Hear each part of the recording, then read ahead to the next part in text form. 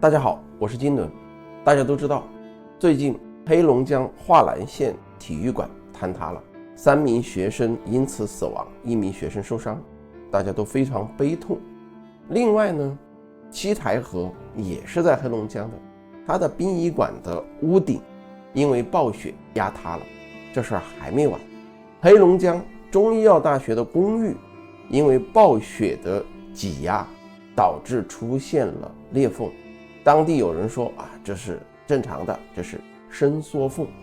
反正黑龙江的这一切的事件让我觉得中国的很多的基础设施都到了一个临界点。什么样的临界点？大维修大花钱的临界点。曾经我们有人爆吹说我们是基建狂魔，如何厉害。但是基建狂魔这个阶段因为各种原因，因为没钱，肯定已经过去了。但是随着人口老龄化的到来，随着时间的迁移，我们会发现我们需要花很多钱来维护和维持现有的公共设施，包括非公共设施。但是呢，我们的收入却没有如预期一样增长，包括地方的财政收入，这就是一个大问题。所以中国未来会进入一个什么样的阶段？很简单，大家都看到了，会进入一个为所谓的大基建、大维修买单的阶段。体育馆要维修吧，殡仪馆的屋顶塌了，这不行吧？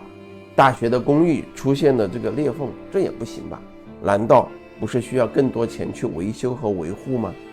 而且这个维修和维护的成本很有可能是当地的有关政府，包括县政府和市政府难以承受的，需要更多的渠道、更多的方向去筹措资金。